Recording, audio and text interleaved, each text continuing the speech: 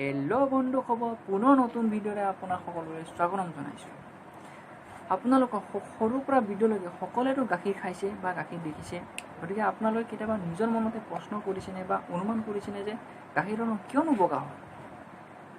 গতিকে আজি ভিডিঅ'টোত মই এই বিষয়ে কিছু কথা ক'ম।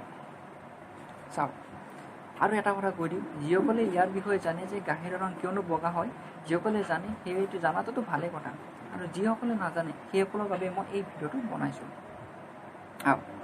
লণ্ডনৰ বিজ্ঞানীসকলে ইয়াৰ বিষয়ে ৰিচাৰ্চ কৰি সিহঁতে প্ৰমাণ ওলাইছে যে গাখীৰৰ ৰং কিয় বগা হয়। তাৰে মই প্ৰমাণ বা কাৰণ এটা ক'ব বিচাৰিছোঁ। চাওক, গাখীৰত 87% পানী থাকে, আৰু যিখিনি বাকী যি 13% থাকে, মানে 13%, বাকী যি 13% আছে তাতে চৰ্বি, প্ৰটিন, ভিটামিন আদিসমূহ মিহলি হৈ থাকে। আৰু এই বাকী যি 13% থাকে চৰ্বি, প্ৰটিন, ভিটামিন, সেইসমূহৰ বাবে গাখীৰৰ ৰং বগা হয়, বগা হোৱা দেখা যায়। এইটো এটা কাৰণ।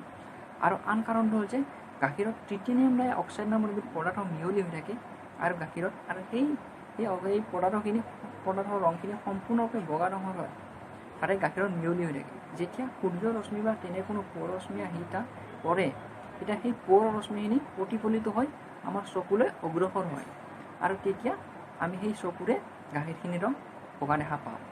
গতিকে ভিডিঅ'টো এইখিনি আছিল, সৰু এটা ভিডিঅ'। যদি ভিডিঅ'টো ভাল লাগে লাইক কৰিব, কমেণ্ট কৰিব, আৰু আপোনালোকৰ বন্ধু বান্ধৱীসকললৈ শ্বেয়াৰ কৰিব, আৰু যদি চেনেলটো ভাল লাগে প্লিজ ছাবস্ক্ৰাইব কৰিব। থেংক ইউ, ধন্যবাদ।